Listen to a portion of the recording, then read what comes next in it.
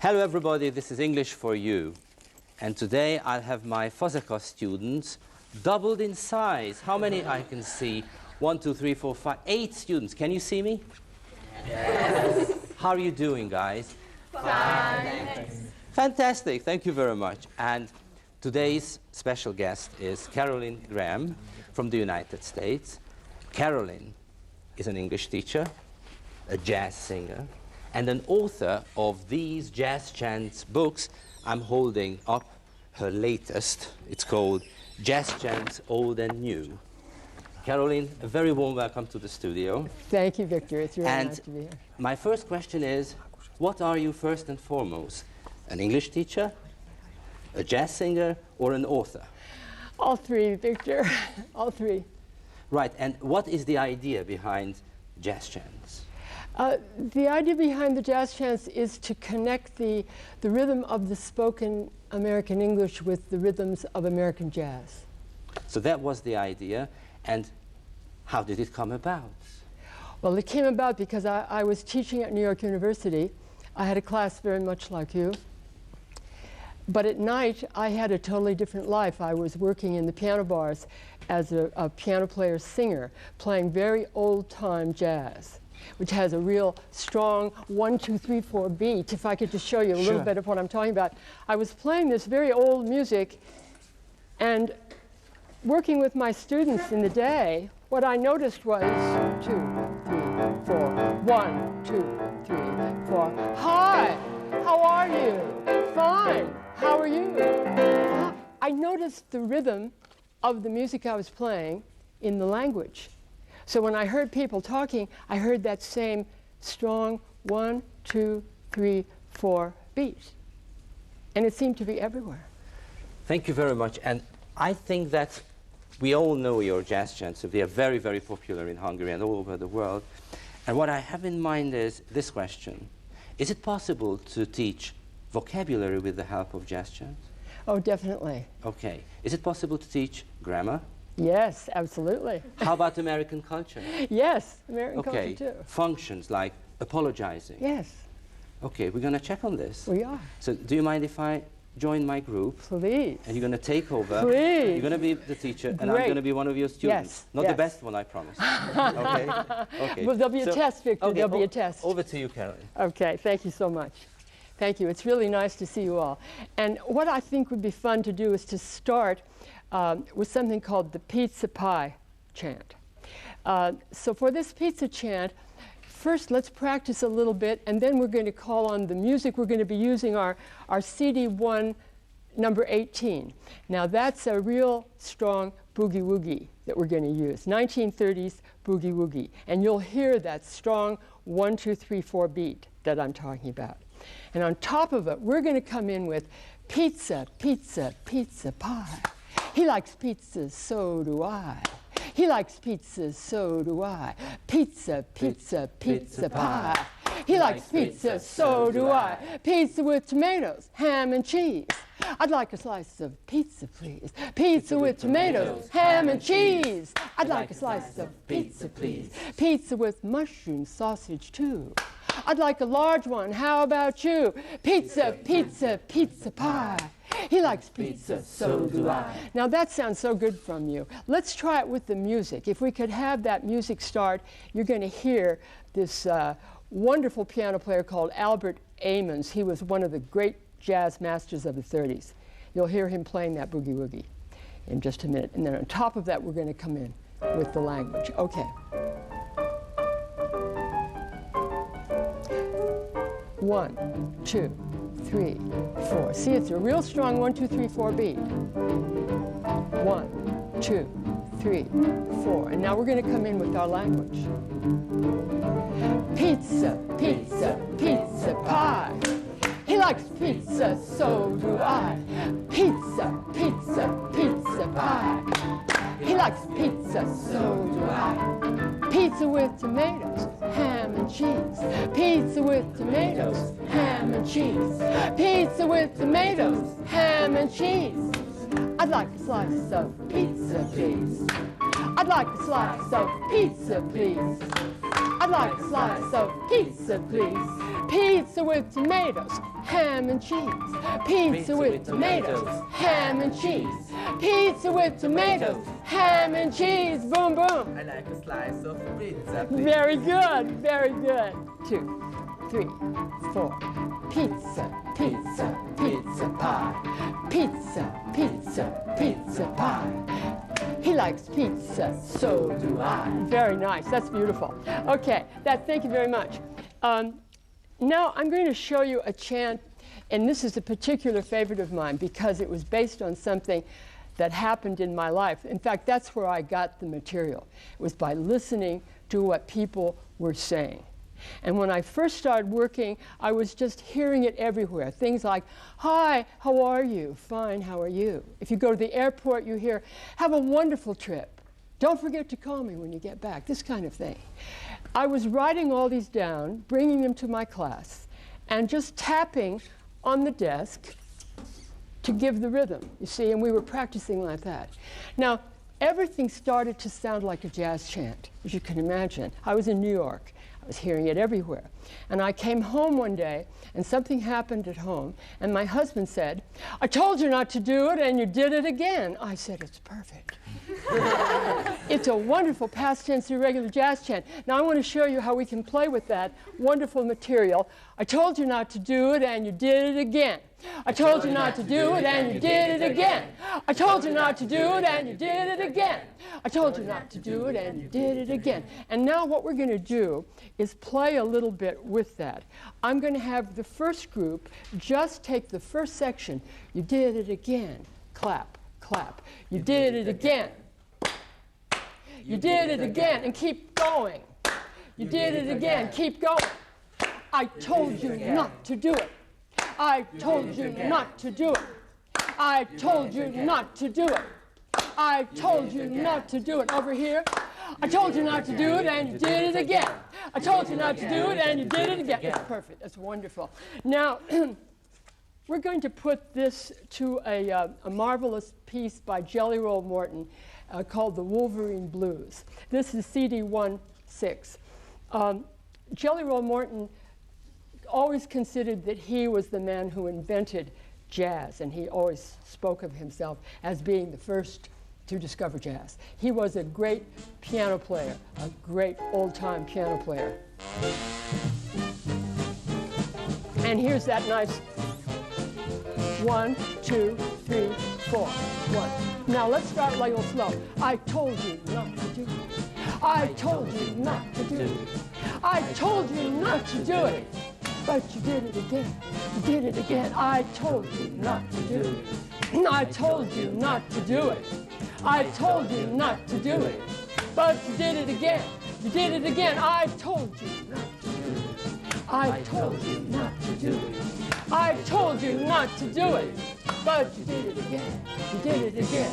Now another thing that's fun to do is I'm going to give the accusation. For example, you did it again. You say, what did I do? You did it again.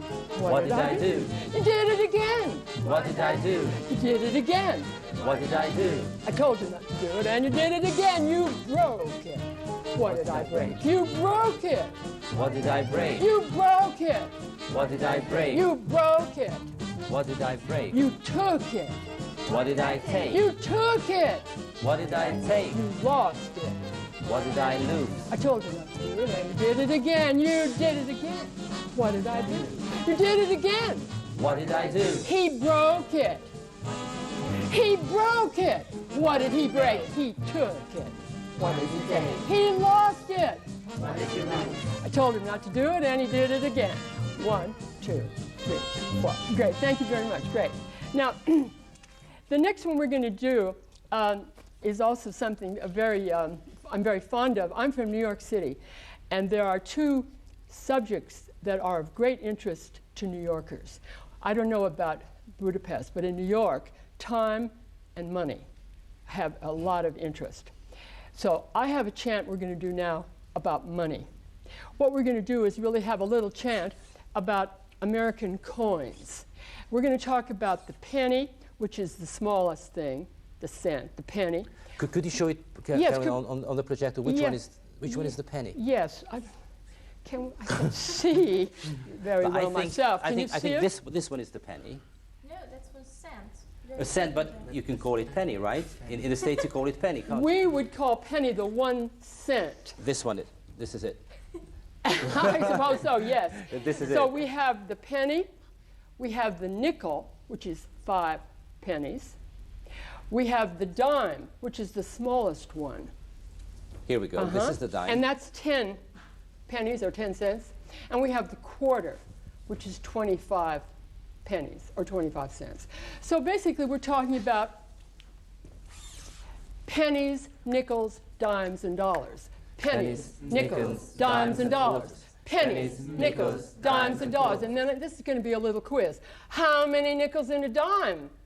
2. That's right. That's right. Very good, Victor. So now for this, we're going to use a special piece of music. We're going to use a hip-hop track. Here we've got CD 2, number 9. This was made for us in New York. And the hip-hop music is wonderful with the chants. It's that same beat. A little louder. Can we have a little bit louder?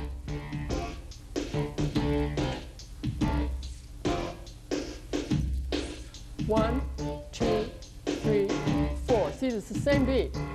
Very different feeling. Pennies, nickels, dimes, and dollars. Sorry, pennies, nickels, dimes, and quarters. Pennies, nickels, dimes, and quarters. How many nickels in a dime? 2. Pennies, nickels, dimes, and quarters. Pennies, nickels, dimes, and quarters. Pennies, nickels, dimes, and quarters. How many pennies in a dime? 10.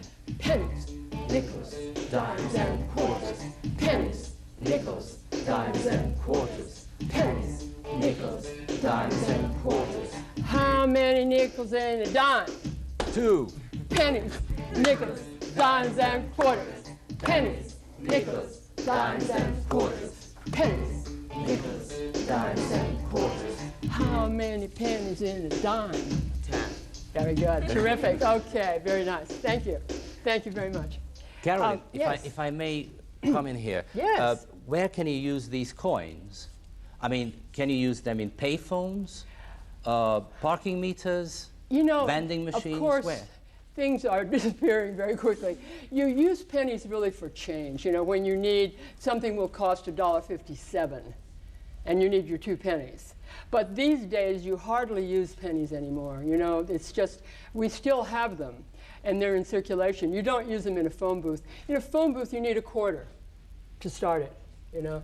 And the coins are becoming less and less useful, to tell you the truth. So maybe the quarters. Oh yeah, we use Maybe a the quarter. quarters, Yeah, you'll right. definitely, but in your coin purse, you'll need all these things to if you want to buy something in a machine, you might need 10 cents to buy a candy bar, you know. But How about Las Vegas? What can you use in Las Vegas? you need big bucks for Las Vegas. No No pennies, quarters. no nickels, no No dollars. quarters. No. Okay. No. Okay. Thank you very much. Great. Now, the next subject I wanted to show you that I thought would be nice for our students when they're working on their language was how to describe not being able to understand someone because they're speaking too quickly. Because that's a situation that I know happens when you're learning a language. You hear someone and they're speaking very, very quickly, and it's impossible to understand them. So I wanted to teach my students the language to go with that situation. So this chant is called, I couldn't understand him. He spoke too quickly, 3, 4. I couldn't understand him, 3, 4. He spoke too quickly, 3, 4. I couldn't understand him. He spoke too fast. Now I'm using fast. I'm using quickly and I'm using fast, both the same meaning. So let's do it again. I couldn't understand him. He spoke too quickly. I couldn't understand him. He spoke too fast. Victor, say something really, really fast. I want to know your name because, you know, it's very interesting to have your name somewhere. I couldn't understand him. I couldn't understand him. I couldn't understand him. He spoke too quickly. I couldn't understand him. He spoke too fast. Now, I asked him to repeat it, and he said it again. I asked him to repeat it, and he said it again. I asked him to repeat it, and he said it again. Say it again, Victor. I couldn't understand you. I couldn't understand him. I couldn't understand him. He spoke too fast. He spoke too fast. And then we're going to go too fast, much too fast, too fast, much too fast, too fast, much too fast. I couldn't understand him at all. I couldn't understand him at all. Now we're going to play this one. This is going to be CD 2, number 10. This is one of my favorite pieces of music. This is Chubby Jackson coming out of New Orleans with this great thing called the Dixieland Stone. It's a beautiful mellow beat. 1, 2, 3, 4. 1, 2, 3, 4. 1, 2, 3, 4. 1, 2, 3, 4. I couldn't understand him. I couldn't understand him. I couldn't understand him. He spoke too fast. I couldn't understand him. He spoke too quickly. I couldn't understand him. He spoke too fast. I couldn't understand him. He spoke too quickly. I couldn't understand him. He spoke too fast. Too fast. Much too fast. Too fast. Much too fast. Too fast. Much too fast. I couldn't understand him at all. I asked him to repeat it. I asked him to repeat it. And he said it again. He said it again. But I couldn't understand him. He spoke too fast. I asked him to repeat it and he said it again. I asked him to repeat it and he said it again. I asked him to repeat it and he said it again. But I couldn't understand him. He spoke too fast. Great, great. And now, what I'd like to show you is the language of apology. This is something we all have to do sometimes. We have to apologize. And also we have to know how to receive an apology. Because, you know, when you're working with the language, you want to know what to say if I say to you, I'm sorry. You know? So I'm going to give you the simplest language of apology, which is, I'm sorry. That's all right. I'm sorry. That's okay. I'm using that's all right, that's okay, never mind, don't worry about it. I'm using very simple language. Now this particular thing we're going to do to a beautiful blues. This is going to be back to CD 1, number 4, and here we've got the great Kid Ory, who was a marvelous jazz trombone coming out of New Orleans. 2, 1, 2, 3, 4. I'm sorry. 2, 4. That's all right.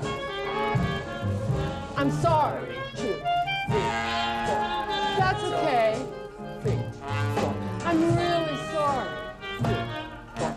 That's all right. Never mind. Don't worry about it. I'm really sorry. That's okay. Never mind. Don't worry about it. Now we're going to blame ourselves. It's all my fault. It's all my fault. It's all my fault. It's all my fault. Hey, it's all his fault. It's all his fault. Yes, it's all his fault. That's right. It's all his fault. And he says, it's not my fault. It's not my fault. Well, whose fault is it, Victor? It's all her fault. Oh, it's all her fault. I'm sorry I did it. I shouldn't have done it. I'm sorry I did it. I shouldn't have done it. I'm sorry I did it. I shouldn't have done it. It's all my fault. I'm sorry I ate it. I shouldn't have eaten. I'm sorry I ate it. I shouldn't have eaten. I'm sorry I ate it. I shouldn't have eaten. It's all my fault. Now just, I'm sorry. 2, 3, 4. That's all right. Never mind. Don't worry about it. That's perfect. Okay. Now, thank you. Now what I'd like to do is show you a little song which carries with it the short answers. The short answers are very important in English. And I'm going to show you a little song which uses all negative answers.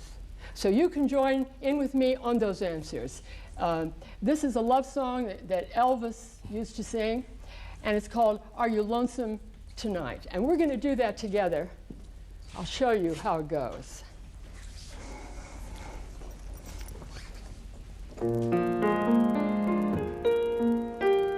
Are you lonesome tonight? No, I'm not.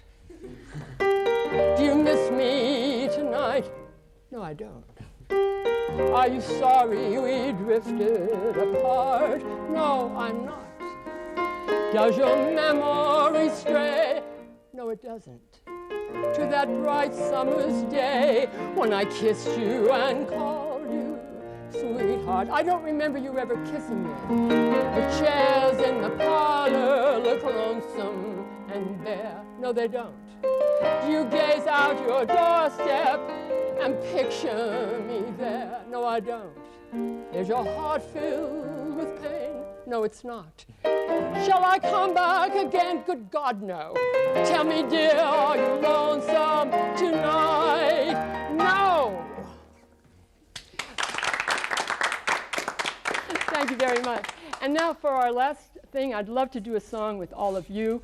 This song is called The Red Umbrella. And it goes like this.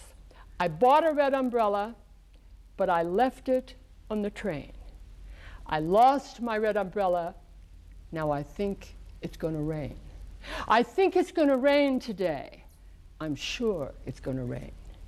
I wish I hadn't left my red umbrella on the train. It goes like this. I bought a red umbrella, but I left it on the train. I lost my red umbrella. I lost my red umbrella. Now I think it's gonna rain. I think it's gonna rain today. I think it's gonna rain today. I'm sure it's gonna rain. I'm sure it's gonna rain. I wish I hadn't left my red umbrella. I wish I hadn't left my red umbrella on the train. Very good. Thank you very much. Thank you, Victor. Thank you very much. Now, I've got a question. Yes. In the States, people usually compliment on each other, right? Yes. It's very, very usual and common. Yes. Could you help us how to do it? Do you have a chance for Well, complimenting people? of course, there are lots of things. For example, it's very common to say to someone that you haven't seen for a long time, gee, it's good to see you, you look wonderful. That's a very common greeting, you know? Now, this is important. If anybody says this to you, you are expected to say back, so do you. You know what I mean? If you don't say so do you, then I think I really look horrible. You know, if I say, gee, it's good to see you, you look wonderful, I want you to say back to me, so do you. That's right. See? Then I'm happy. But if you don't say anything, if you just stand there, then I'm not happy, see? Because I get the wrong message. So it's that kind of thing. Gee, it's good to see you. Gee, it's good to see you. You look wonderful. So do you. That's right, so exactly. Now we're happy, see, because I'm getting the compliment and I've given him one. But I could also say, oh, I love your shirt. Where did you get it? You know, we do talk about ties. I like your tie. Where did you get it? And there I would just say, thank you. I'm glad you like it, or something like that. And do you have a chant for refusing something? Well, refusing, yes, but not a compliment. Not accepting. Well, for example, I could compliment you on language. You speak English very well. Now, many people they'll say, oh, no, not really, even though they do speak well. They're just waiting for me to insist, you know? You see, we call that fishing for a compliment.